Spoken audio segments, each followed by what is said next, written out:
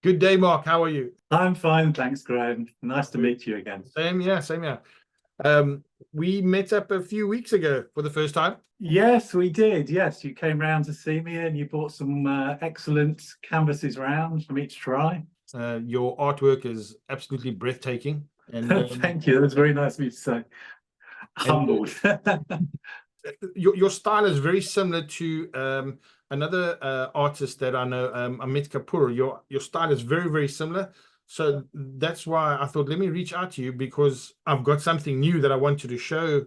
Well, I want to get into the watercolor artists in the UK. So I thought, let me take a chance to see if you're interested and if you're actually eager to or inclined to test new things, and you were. Yes, I am. I think it's very important to embrace anything that comes along that's new. I'm not a Luddite. I never have been. But even though I have rejected digital now, because I did it from the 1990s, Oh, really? and now I've gone back to painting. You know, I was one of the first to take it up. Yes. But I miss browsing through art shops really and buying paints and having the actual paper to deal with. So that's what changed it for me. That's why I came back. You've been painting for 51 years? Yes, I would say so. Maybe even more. Yes. Wow. Yeah, And my mother was my mother was an art teacher, so she and an artist. So I had a lot of not tutorage, but it was something she liked me to do. what medium did you start off with your mom? What was your mom doing? I think it probably was watercolor. She was a watercolor artist. Okay. She went to art college and she became a teacher and she taught art.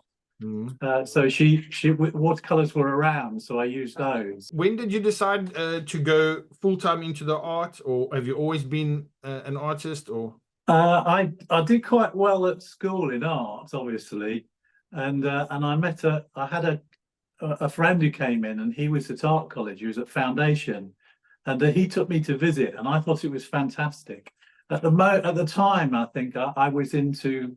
I wanted to do album covers and things like that, and he had an airbrush, and I went along there, and he said, "You really ought to have a go." So I did it. As soon as I got my A level, I went to Foundation, and from then I did illustration in Bristol. So I decided about 15, 16 is what I wanted to do. so currently you are focusing or specializing in watercolors and oils. No, I don't do oils. I do acrylics. Oh, sorry, acrylics. Okay. Yes, yeah.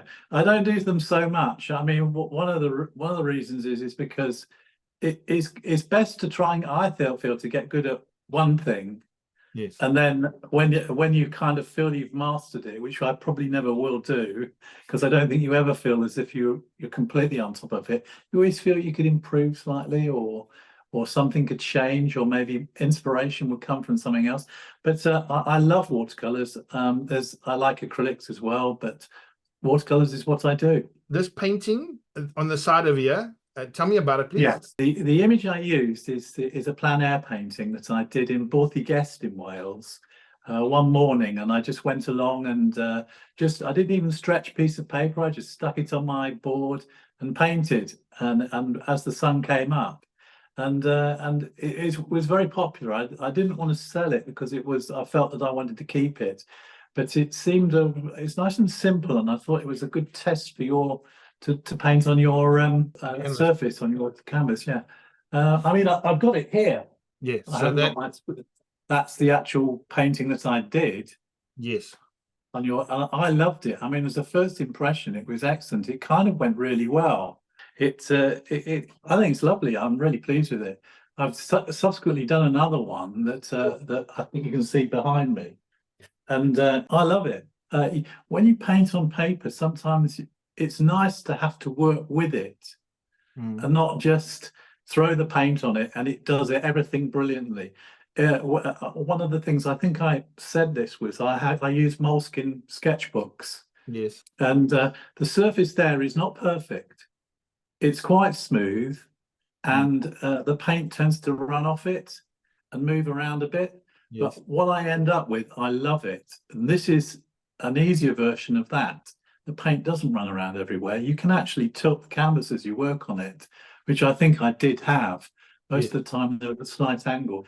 Maybe not as much as paint paper, but perfectly okay, you know. Are there similarities between paper and the canvas? Was it different experience? It's slightly different. It's just slightly different. It doesn't feel. I have tried painting on canvas where I've treated with a watercolor ground, Yes. and I'm not really very happy with it because it really does run off.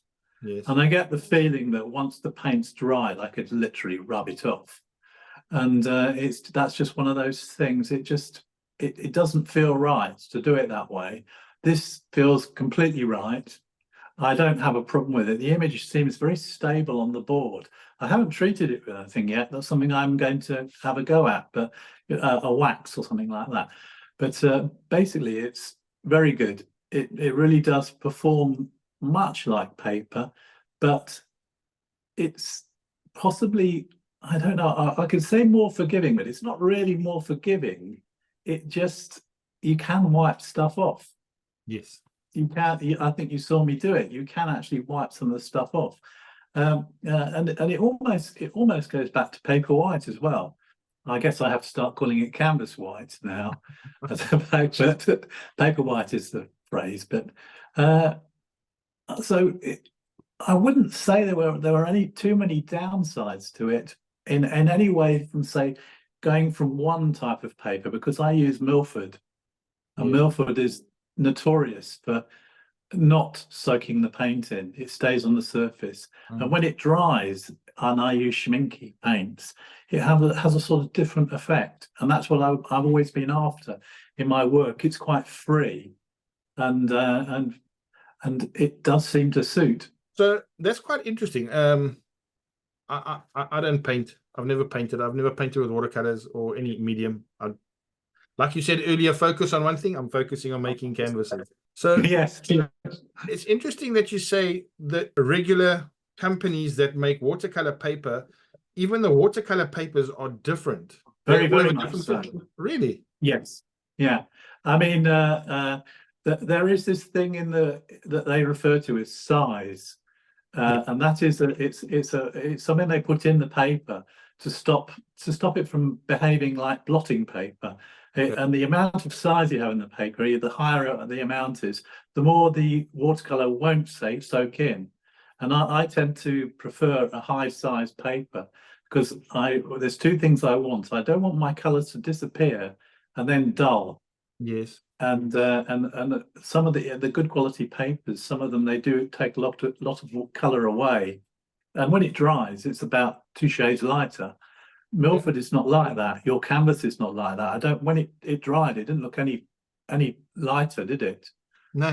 Well, I mean, it was good. colors are quite rich that we were looking at. I mean, the next one I did on the same surface, Beautiful. I really got quite strong tones. And I think you advised me, you said, well, when you're painting on this, you need to perhaps go for a slightly thicker mix of the paint. Okay. And I did, and it's really taken the color, and it's great. I mean, look at, it's so taut as well. It's not all floppy like the canvases are. So you on the second painting that you just shown us now, yeah, less water, more pigment, and the colors have stayed sharp. And yes, they have. They are as they went on. It hasn't dried lighter at all. But you have got more than one go to get it right. You can wet it again and start again. So and it is quite forgiving. The surface does not deteriorate as you work on it. I think when you work on paper, you have about I think we tend to agree that about 4 washes that you can put. Once you've done it 4 times, that's it. You're going to start degrading the paper. Wow. That is an effect in itself. Well, the surface that we're using, I've been developing a canvas since 2018. And then in 2020, we started doing research on watercolor canvas. So the canvas is made from polyester. Polyester. Yes. It's 100% polyester. So the canvas is 100% recyclable. It does not shrink if water has been put on it. It doesn't, Yes, that's true. yeah, That is true. it doesn't lose strength on the pleating, and the canvas is quite sharp on the corners. It's got very prominent corners, Yeah. and also heat and light do not affect the actual canvas itself. So if you had to put that in a museum, it's going to be around for a very long time. Yeah, I think so as well. It also, one of the other things that you said, it doesn't shrink. Yes. When you wet it, it also doesn't expand. No. So when you're painting, even when you stretch paper, if you paint in a very wet way, like me, if you put your water on it, it wrinkles a bit. This doesn't happen. There's no wrinkling, nothing, which means that it's as if you. I know there are some watercolor artists who do this. You can adhere your paper to a surface with a sort of rubber glue, and that way it never moves, and then you can just throw water on it and it will just stay as it is. This does that with none of that prep. So I have these great plans of sort of throwing paint at this and letting it run everywhere and moving it and seeing how it goes, because it is very flexible in that area, right? And I think you can have some wonderful artworks very free without there being any sort of degradation. The Royal Watercolor Society and the Royal Society of Marine Artists. What is the difference between the two of them? The Royal Watercolor Society is just watercolors, whereas a marine is entirely marine subjects. There has to be a salty element for it to qualify. Okay. But they are both watercolor. No. The Royal Society of Marine Artists, they allow any style of painting. Okay. I think even digital now, in any media.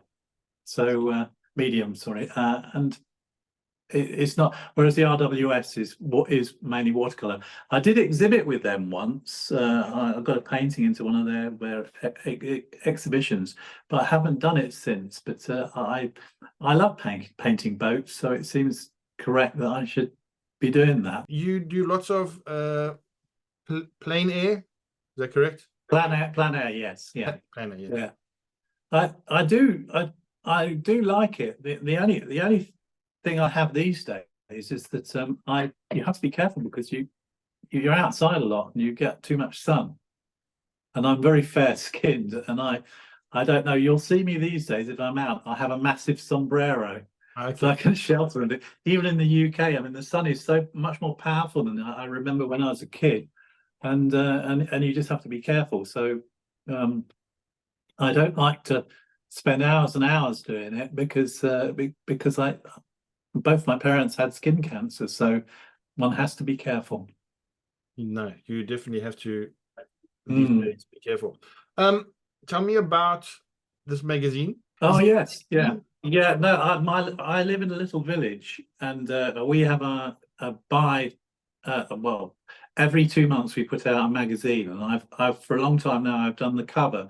So whatever I've been painting, I send it to them, and they do the cover with it. She's really nice because it gets sold, but and a few people look at it, but it's really nice to do something for the local community because they don't charge for it.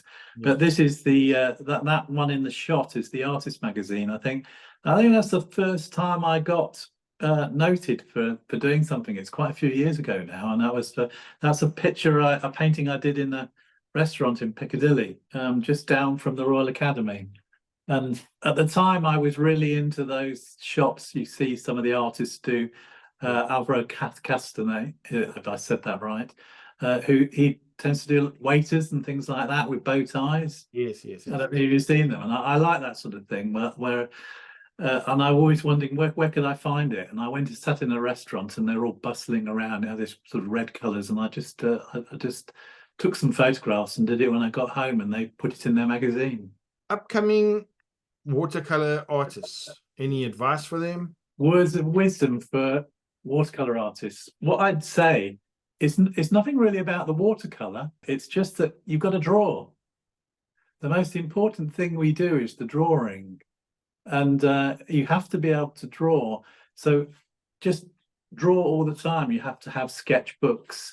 And the other thing is that is to paint plein air, because painting for photographs is fine, But when you start painting actually what's in front of you, it changes your perspective entirely. So you start to look at the way things happen in real life and the perspective in real life, and not what a photograph is, which is rather still. It means that what I tend to notice when I was painting plein air is, you'll see in a lot of my paintings, I try and make the water dance by showing the reflections that move. And I've done this initially by watching it and painting it when it's in front of me, and watching the way it just undulates and moves and nothing is still. And I have this thing, when you're painting plein air, anything that's moving, you paint softly. And anything that's not moving, you paint sharp. And this is something from painting outside. So I'd say do plein air, because it really does give you a lot of, it moves you on. It actually trains you to look with your eyes, as well as just instead of looking at a photo in front of you. And the other thing is, I think when I paint, I think you want to be free and quick. You want to do things with stealth. If you see a lot of watercolors, and you'll see when the person is, I should have had a brush here, when they're holding the brush, they're right down the end and they're looking really close. I say, do it quickly, keep it flowing, move everything around. Don't take ages and ages to do things, and then your work tends to look a bit more exciting. No, that's great.